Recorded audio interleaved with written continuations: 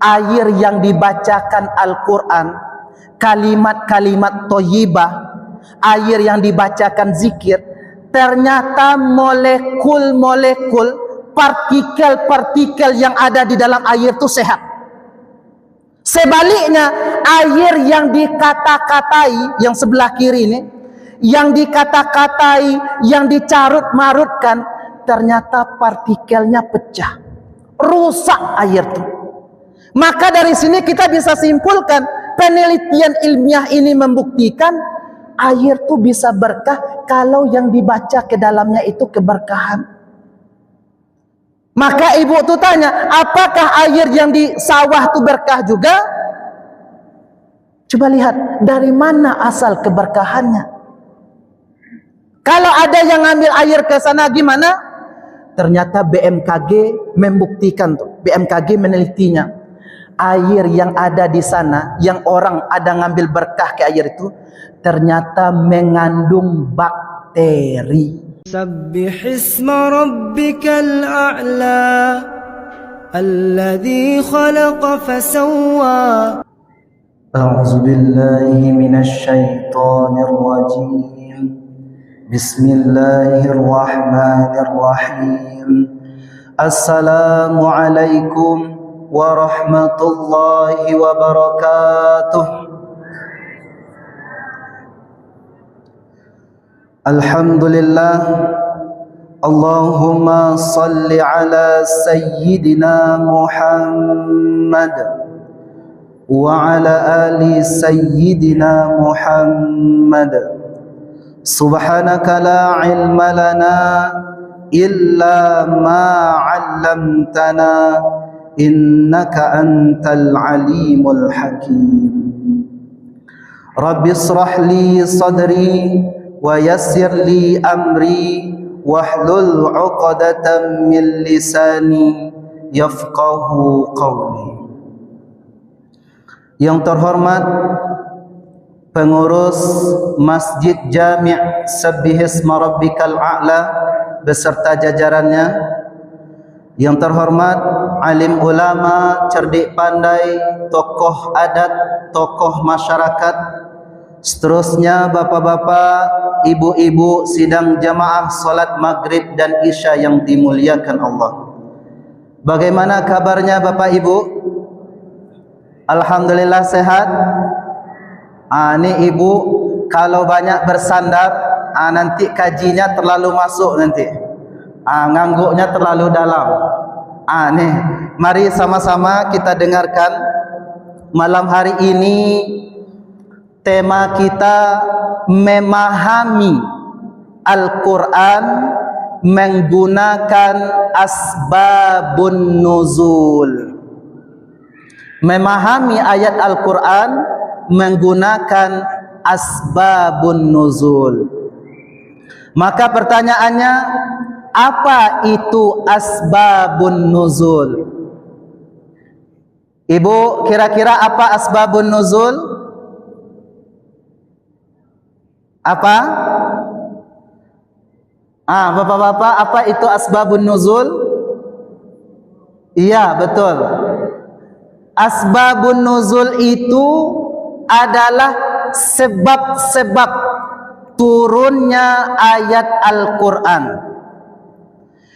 Peristiwa-peristiwa yang terjadi, baik itu pertanyaan sahabat kepada Nabi, turun Al-Quran, turun ayat, ataupun kejadian-kejadian ketika ayat itu turun, atau sebelum ayat itu turun, atau sesudahnya, yang mana peristiwa tersebut menjelaskan ayat tersebut. Jadi asbabun nuzul itu sebab turun Al-Quran, sebab turun ayat Al-Quran, baik itu pertanyaan, kejadian yang menjelaskan ayat itu. Itu sederhananya. Pertanyaan selanjutnya, apakah seluruh ayat itu punya enggak asbabun nuzul? Kira-kira punya atau tidak? Tidak semua ayat punya asbabun nuzul. Asbabun nuzul yang mana? Asbabun nuzul itu wajib dengan riwayat Nabi, dengan hadis, enggak boleh dengan akal saja. Itu syarat asbabun nuzul. Maka kalau ditanya apakah semua ayat punya sebab turunnya, jawabannya tidak. Tidak semuanya punya sebab khusus yang berasal dari riwayat Nabi. Makanya ada ulama bilang asbabun nuzul itu sebenarnya ada dua. Ada sebab umum, ada sebab khusus. Sebab khusus inilah yang berdasarkan riwayat. Ini tidak semua ayat punya asbabun nuzul. Ini teorinya nih, supaya mengantarkan kita bagaimana bentuknya asbabun nuzul itu. Mari kita simak. Supaya mudah, ini ayat yang sudah kita hafal semua. Tapi belum tentu semuanya tahu bahwa ada asbabun nuzul ayatnya. Contoh, surah An-Nas dan Al-Falaq. Kira-kira apa asbabun nuzul dari surah An-Nas? Qul a'udzu birabbin nas sampai akhir, dan qul a'udzu birabbil falaq. Kira-kira apa peristiwa yang terjadi? Dari buku yang kami baca tentang asbabun nuzul, riwayat Al-Baihaqi, apa katanya? Ternyata dalam riwayat tersebut disampaikan bahwa Nabi itu pernah mengalami demam tinggi. Demam tinggi.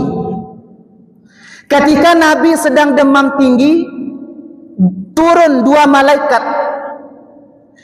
Malaikat yang pertama duduk di samping kepala Nabi, di sisi Nabi, sisi kepala Nabi.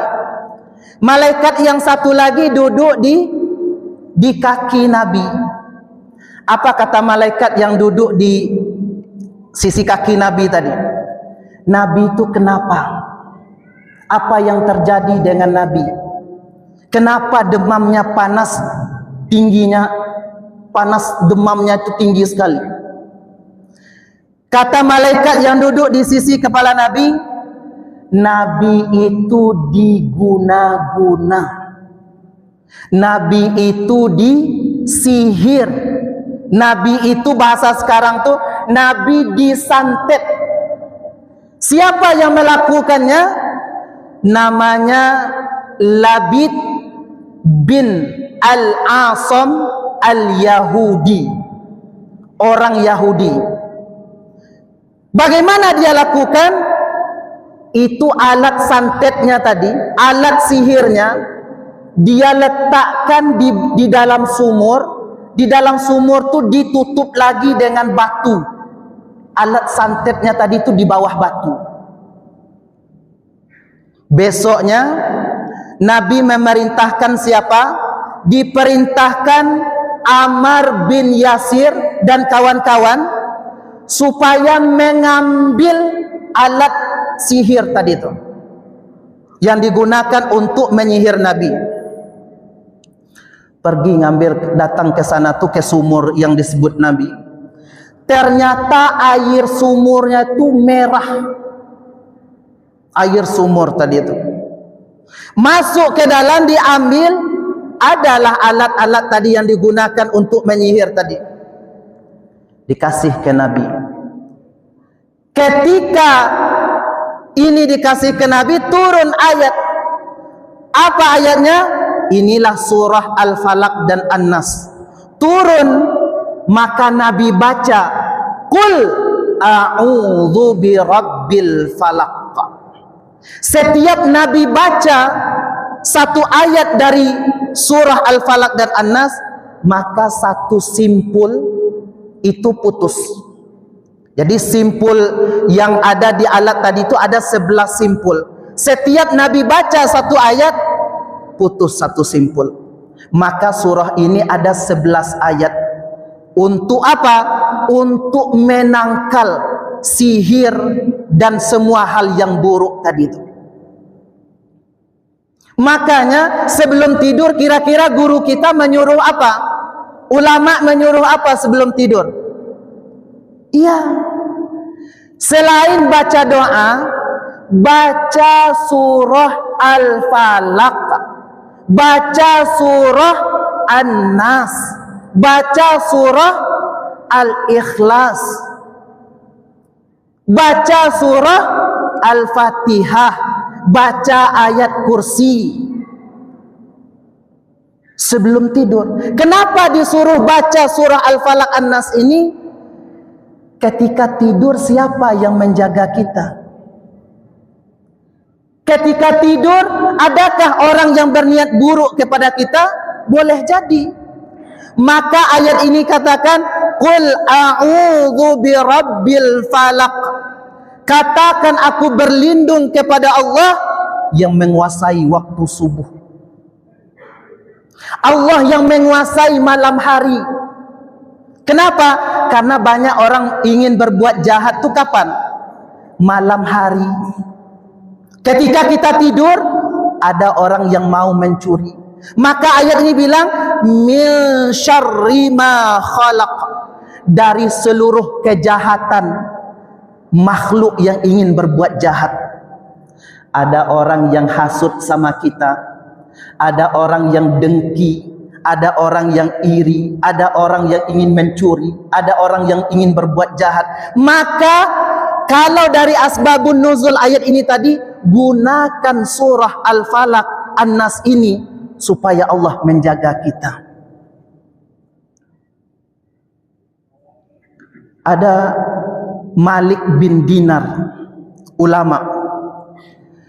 Malam hari ketika beliau tidur, datang pencuri, masuk pencuri ke rumahnya. Ulama insya Allah kita yakin sudah pasti mengamalkan amalan-amalan sunnah, sudah pasti baca doa sebelum tidur. Insya Allah kita yakin sudah pasti baca 3 qul, baca Fatihah, baca ayat kursi dan segala macamnya, berzikir, memohon ampun, baca selawat sebelum tidur. Masuk pencuri ke rumahnya, kira-kira apa yang terjadi? Masuk bisa, masuk ke rumah, sudah ngambil barang, mau keluar rumah, kira-kira gimana? Enggak tahu di mana pintu keluar, enggak ketemu pintu keluarnya, putar situ terus. Tengah malam bangun, Malik bin Dinar bangun, dilihat, kok ada tamu yang enggak diundang, datang malam-malam ingin ngambil barang di rumah. Disapa oleh Malik bin Dinar, kenapa? Apa yang terjadi? Ternyata dia sampaikan, saya niat mau ngambil barang, cuman pas mau cari pintu keluar nggak ketemu. Sudah berapa lama saya putar-putar di sini, nggak ada jalan keluar. Malik bin Dinar ulama, dikasih nasihat, diajari agama. Dengan nasihat-nasihat agama, akhirnya pencuri itu masuk Islam. Akhirnya pencuri itu taat beribadah kepada Allah. Pertanyaannya, apakah kita yakin dengan hal seperti ini? Karena banyak orang tidak yakin. Oh, mana ada yang seperti itu? Masa iya baca Al-Falaq An-Nas bisa mengurung orang di rumah, bisa menghalangi orang dari berbuat jahat? Kenapa kita nggak yakin? Apakah di dalam Al-Quran ini nggak ada buktinya? Coba lihat ayat-ayat Quran. Di dalam Quran ada kisah tentang dipukul tongkat ke laut, laut terbelah. Masuk akal atau tidak? Enggak masuk akal. Tapi terjadi atau tidak? Terjadi. Dipukul tongkat ke laut, laut terbelah. Dipukul tongkat ke batu, batu memancarkan air. Sapi, Al-Baqarah itu sapi betina, dipukulkan bagian sapi itu ke mayat, pukul ke mayat, mayat itu hidup. Burung yang sudah dicencang-cencang, Dipanggil, bahkan burung yang sudah dikencang tadi itu diletakkan di bagian-bagian bukit, dipanggil oleh Nabi Ibrahim, burung itu kembali. Pertanyaannya, apakah nggak yakin kita seperti ini? Oh Ustadz, itu kan mukjizat, itu ada di zaman Nabi dulu. Pertanyaannya, apakah Allah itu maha kuasa hanya di zaman Nabi dulu? Apakah di zaman sekarang ini Allah nggak kuasa lagi? Mustahil. Kalau dulu Allah itu maha kuasa, bisa mendatangkan mukjizat, kenapa kita nggak percaya sekarang ini ada karamah? Kenapa kita nggak percaya sekarang ini ada ma'unah? Kenapa kita nggak percaya sekarang ini ada ilham? Cukup Allah katakan kun fayakun, jadilah maka terjadi apapun yang Allah inginkan. Nggak ada yang mustahil bagi Allah. Kalau dulu Allah maha kuasa, sekarang pasti Allah maha kuasa. Selama-lamanya Allah maha kuasa. Apa contohnya? Di zaman modern sekarang, kita yang membanggakan ilmu teknologi sekarang ini, ada anak yang oleh dokter, apa kata dokter bilang, ini anak lumpuh otaknya, otaknya lumpuh, kakinya lumpuh. Dokter bilang kayak gitu. Kalau otaknya lumpuh, bagaimana dia ingin belajar? Siapa nama anak tuh? Muhammad Najah. Hadir di salah satu tahfiz di televisi itu, kita lihat kakinya lumpuh, otaknya dibilang oleh dokter lumpuh. Tapi apa yang terjadi? Dia hafal Al-Quran 30 juz. Dokter bilang otaknya lumpuh, tapi Allah bilang kun fayakun. Bukan dokter yang kasih nilai orang, bukan dokter yang membuat otaknya bekerja, Allah. Apakah Allah maha kuasa? Allah maha kuasa. Maka orang bilang, kita yang otak kita sehat, tangan kaki kita sehat, bandingkan dengan Najah yang dokter memponis otaknya lumpuh, kakinya lumpuh dan segala macamnya. Dia tampil di acara tahfiz itu bagaimana? Pakai kursi roda, tapi hafalannya bagaimana? Hafal 30 juz. Sampai-sampai dewan juri bilang, engkau lebih mulia daripada saya. Dicium tangannya oleh dewan juri. Dewan juri cium tangan dia. Masihkah kita mengatakan Allah tidak maha kuasa di zaman sekarang? Lalu apa yang menghalangi kita nggak yakin? Kenapa kita tidak berlindung dengan surah Al-Falaq An-Nas ini? Sedangkan kita lihat asbabun nuzulnya, Nabi pun disantet orang sembuh seketika gara-gara surah Al-Falaq An-Nas. Masih nggak percaya kita? Ada Profesor Said Aqil Munawar. Kami pernah bertemu beberapa kali dengan beliau. Beliau kisahkan kayak gini. Profesor Said Aqil Munawar, bukan Said Aqil Sirat ya, Said Aqil Munawar. Beliau punya mahasiswa S3. Mahasiswa beliau ini ternyata mahasiswa beliau punya penyakit,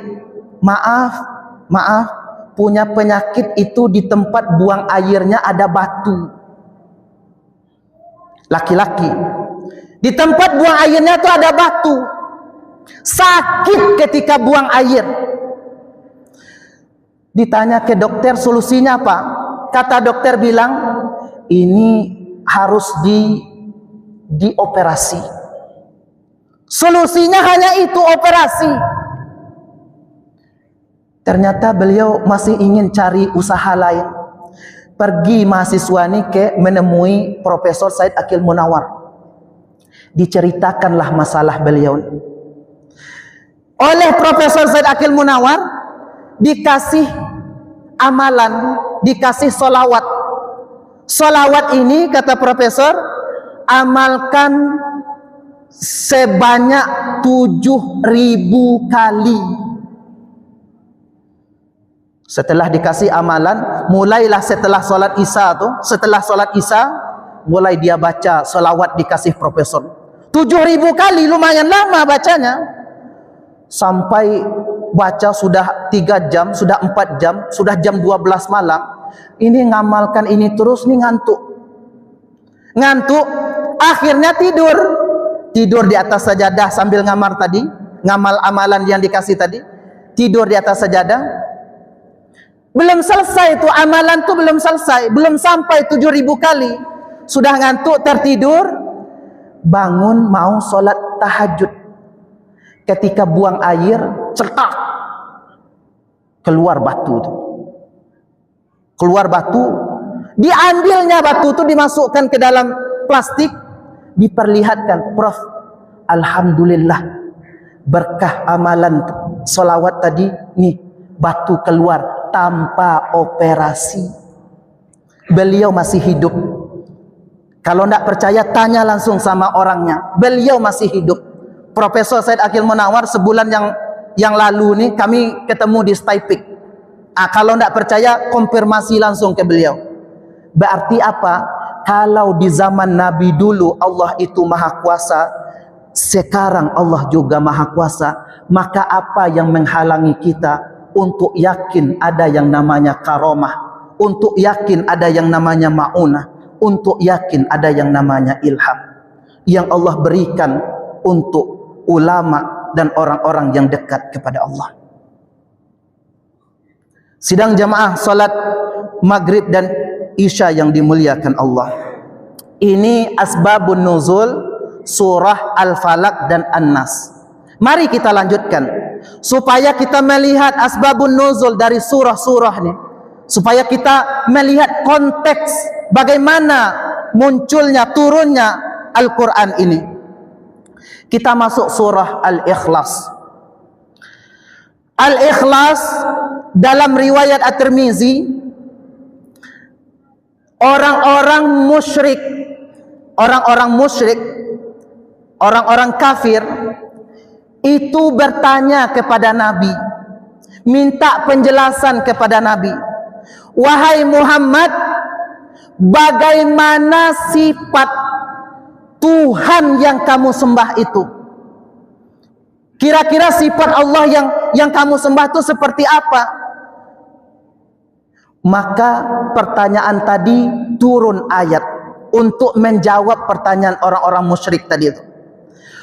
Qul huwallahu ahad, Allahus samad, lam yalid walam yulad walam yakul lahu kufuwan ahad.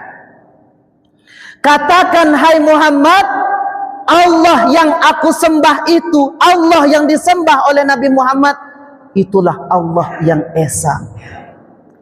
Apakah orang musyrik Quraisy itu, orang kafir Quraisy itu menyembah Allah atau tidak? Kira-kira mereka menyembah Allah atau tidak? Iya, mereka juga sembah Allah. Kenapa? Karena warisan dari agamanya Nabi Ibrahim. Mereka menjaga Ka'bah, berarti mereka sembah Allah. Tapi apa yang terjadi? Mereka menyembah Allah melalui patung. Di sisi Ka'bah itu ada patung Latta, Uzza, Manat, Nailah. Ini patung-patung besar yang ada di sisi-sisi Ka'bah. Mereka menyembah Allah, tapi juga menyembah patung, berhala-berhala.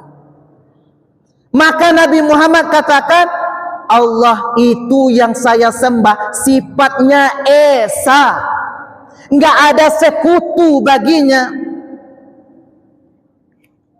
Di sekeliling Ka'bah, di sekitar Ka'bah, di dalam Ka'bah itu sendiri, sebelum Islam Nabi Muhammad lahir, itu di dalamnya isinya patung, berhala-berhala.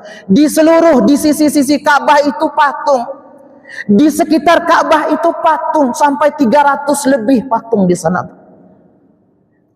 Maka Nabi katakan, Allah yang saya sembah itu esa. Allah itu tempat bergantung, tempat meminta. Allah tidak beranak dan tidak diperanakkan. tidak ada yang setara dengan Allah.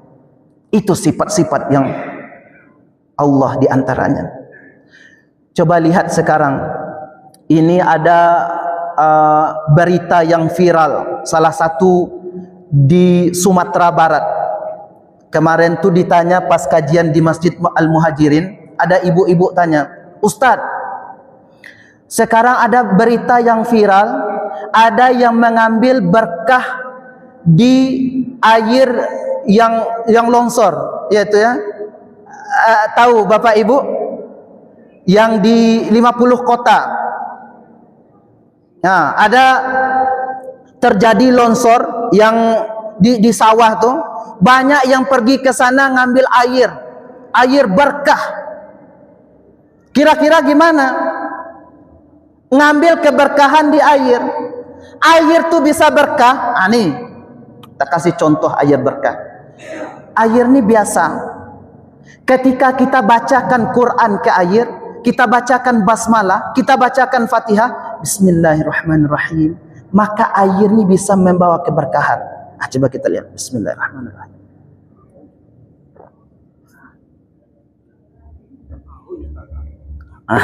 Iya, ini contoh air berkah kan. Ada mahasiswa kami, Bapak Ibu, itu meneliti di salah satu masjid di kota Pariaman. Itu ada jamaah orang-orang dari luar, itu biasa ngambil air di masjid, air sumur. Katanya apa? Air sumur tuh air yang berkah. Akhirnya mahasiswa ini pergi teliti ke sana. Diwawancarailah ulama, tokoh masyarakat, imam di masjid itu, orang-orang tua di sana, masyarakat di sekitarnya. Kira-kira kenapa dikatakan air ini berkah? Kenapa diambil air sumur ini sehingga airnya berkah? Salah satu jawabannya kenapa? Ini sumur dekat masjid, sumur masjid. Setiap hari sebelum sholat kan dibunyikan, kalau tidak dibacakan ayat-ayat Quran, kan dibacakan Quran di masjid itu. Maka ayat-ayat Al-Quran itu akan berpengaruh kepada air tadi itu. Masih masuk akal? Masuk akal. Kenapa? Ada profesor ilmuwan di Jepang, ini sudah pernah juga saya sampaikan, dia meneliti tentang air. Apa judul penelitiannya? Message from water, pesan dari air. Ternyata di dalam itu dia tuliskan bahwa air itu sebenarnya bisa berkah, bisa juga tidak berkah. Tergantung apa? Tergantung air ini kita bacakan apa. Setelah beliau teliti, air yang dibacakan Al-Quran, kalimat-kalimat thayyibah, air yang dibacakan zikir, ternyata molekul-molekul, partikel-partikel yang ada di dalam air itu sehat. Sebaliknya, air yang dikata-katai, yang sebelah kiri ini, yang dikata-katai, yang dicarut-marutkan, ternyata partikelnya pecah, rusak air itu. Maka dari sini kita bisa simpulkan, penelitian ilmiah ini membuktikan air itu bisa berkah kalau yang dibaca ke dalamnya itu keberkahan. Maka ibu tuh tanya, apakah air yang di sawah itu berkah juga? Coba lihat, dari mana asal keberkahannya? Kalau ada yang ngambil air ke sana gimana? Ternyata BMKG membuktikan tuh, BMKG menelitinya. Air yang ada di sana, yang orang ada ngambil berkah ke air itu, ternyata mengandung bakteri. Bahaya, banyak penyakit kalau diminum. Maka ayat surah Al-Ikhlas ini ingin mengatakan kembali untuk memurnikan akidah kepada Allah, mengesakan Allah dengan seesa-esanya. Jangan percaya dengan cincin. Semenjak pakai cincin ini, jangankan anak gadis Nenek-nenek tergoda dia. Cincin, mana mungkin dengan cincin nenek-nenek tergoda juga. Maka kita kembalikan akidah yang benar. Ini asbabun nuzul surah Al-Ikhlas. Kita lanjutkan. Asbabun nuzul surah Al-Lahab. Kira-kira apa peristiwa yang terjadi ketika turun surah Al-Lahab ini? Dalam riwayat, bahkan ini riwayat sahih dari Imam Al-Bukhari. Di dalam riwayat Imam Al-Bukhari dikatakan, suatu ketika Nabi itu naik ke atas bukit Safa. Naik ke atas bukit Safa.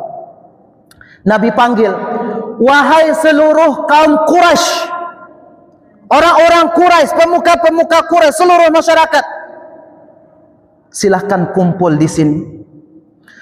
Kumpul seluruh masyarakat di bawah bukit Safa. Lalu Nabi berkata seperti ini, kalau seandainya saya katakan di belakang bukit Safa ini akan ada musuh yang akan menyerang kita, kira-kira kalian percaya atau tidak? Seluruhnya bilang, kami percaya. Kenapa? Karena Nabi itu terkenal jujur, terkenal amanah, bahkan gelarnya apa? Al-Amin. Nabi itu orang yang amanah, orang yang jujur, orang yang paling dipercaya. Apapun yang keluar dari mulut Nabi itu semuanya benar. Maka Nabi bilang, ketahuilah wahai seluruh penduduk Mekah, wahai orang-orang Quraisy, saya ini diutus oleh Allah untuk menyampaikan bahwa nanti akan ada hari kemudian, akan ada hari kiamat, semua amal akan dibalas. Yang baik Allah balas dengan surga, yang buruk Allah balas dengan neraka. Maka berimanlah kepada Allah. Apa kata Abu Lahab bilang? Abu Lahab di sana tuh, wahai Muhammad, celaka engkau wahai Muhammad. Abu Lahab bilang, celaka engkau wahai Muhammad. Untuk inikah, untuk mendengar inikah kamu kumpulkan kami semua di sini? Maka turun surah ini, surah Al-Lahab. Tabbat yada abi lahab wa tab. Binasalah kedua tangan Abu Lahab, dan benar-benar binasa dia. Bukan Nabi yang celaka, yang celaka siapa? Abu Lahab. Bahkan di riwayat lain dikatakan, enggak hanya Abu Lahab saja. Ternyata istri Abu Lahab, apa yang dia lakukan? Wa mra'atuhu hammalatal hatab. Istrinya membawa kayu bakar. Dia istrinya nih, di mana Nabi, tempat Nabi lewat, dia pasang jebakan di sana. Dia pasang duri di tempat Nabi lewat. Maka ayat ini juga mengecam, enggak hanya Abu Lahab yang celaka, tapi istrinya juga celaka, juga binasa. Celaka Abu Lahab dan wamra'atuhu, istrinya juga.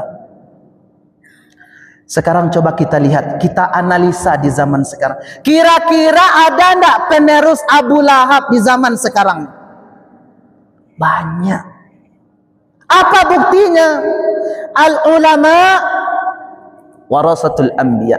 Ulama itu adalah ahli waris Nabi. Sekarang coba lihat, berapa banyak ulama yang dikriminalisasikan. Ketika ada ulama ingin pergi berceramah, ingin pergi berdakwah, apa yang dilakukan? Oh, nggak boleh dia itu masuk ke negara kami. Dia itu teroris. Ini sama perangainya kayak Abu Lahab. Dia itu ISIS. Dia itu ingin mendirikan khilafah. Dia itu teroris. Nggak boleh masuk ke sini. Nggak boleh ceramah di sini. Itu ahli warisnya Abu Lahab. Seperti itu. Kenapa? Ingin menghalangi dakwah. Maka kewajiban dakwah itu jangan anggap ulama saja. Seluruh kita ini berkewajiban untuk mendakwahkan agama ini.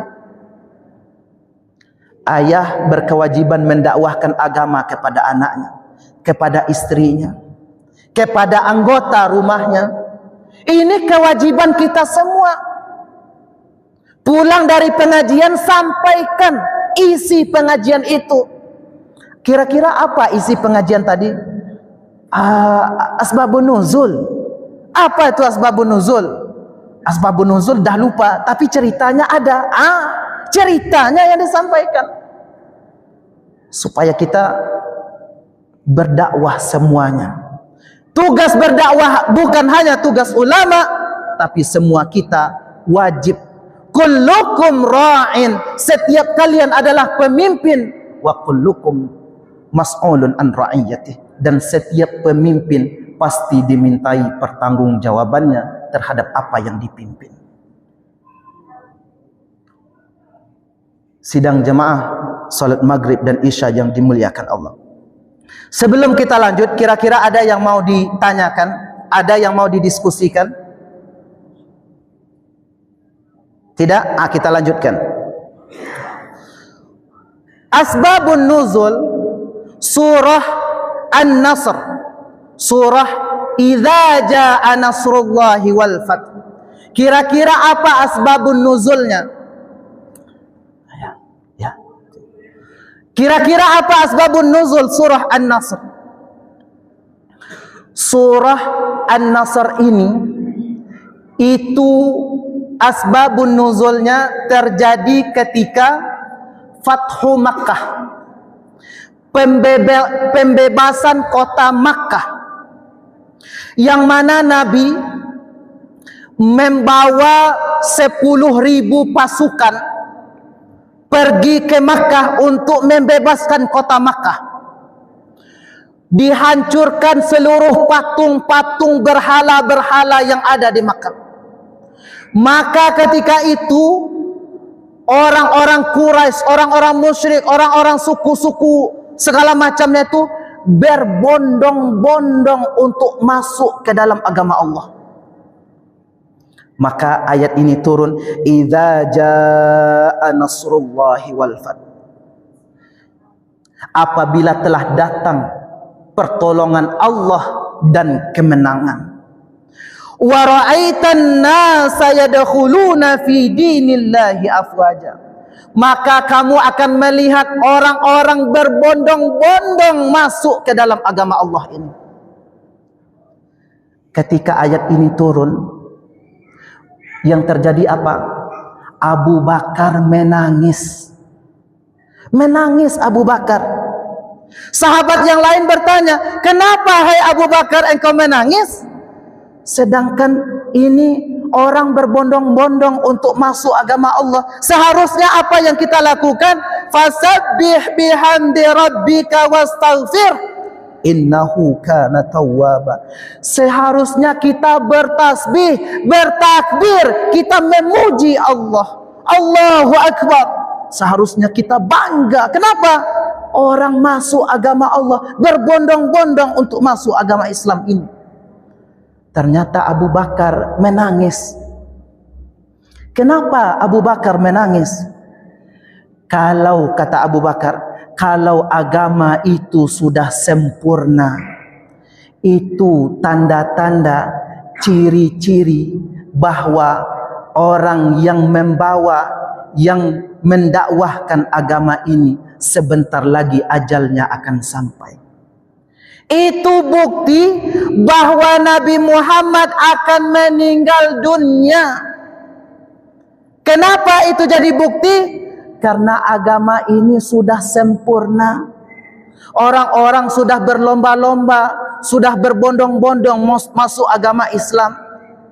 Itu membuktikan ajal Nabi sebentar lagi akan datang.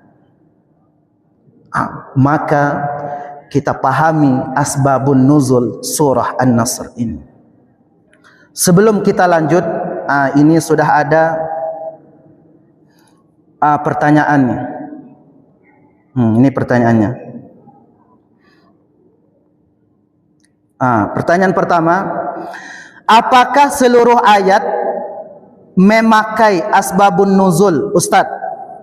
Apakah seluruh ayat ada asbabun nuzulnya? Kita bagi asbabun nuzul berdasarkan ilmu pengetahuan dari buku-buku. Asbabun nuzul dibagi dua. Ada asbabun nuzul mikro, ada asbabun nuzul makro. Ada asbabun nuzul khusus, ada asbabun nuzul umum.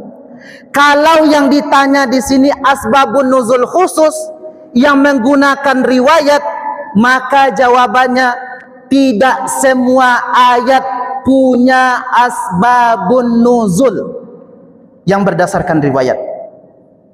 Tapi kalau yang ditanyakan di sini asbabun nuzul umum, maka seluruh ayat itu punya sebab asbabun nuzul. Contoh misalnya, apakah surah Al-Fil itu punya asbabun nuzul? Enggak ada, riwayatnya enggak ditemukan. Apakah surah Al-Fatihah punya asbabun nuzul? Enggak ada riwayatnya yang mengatakan kejadian peristiwa mengenai surah itu. Tapi kalau yang diinginkan asbabun nuzul umum, maka bisa kita katakan semua ayat punya sebab turunnya. Al-Fil, kenapa Allah turunkan Al-Fil?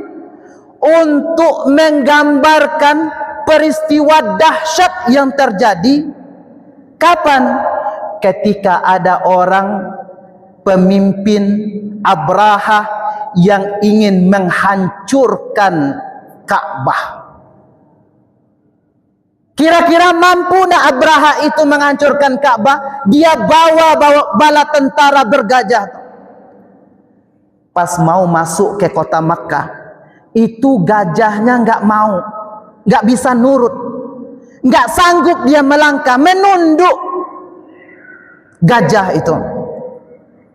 Ketika dialihkan gajah itu pulang kembali, berdiri gajah itu, berjalan dia. Ketika mau masuk kota Makkah, mau masuk untuk menghancurkan Ka'bah, gajah itu enggak mampu.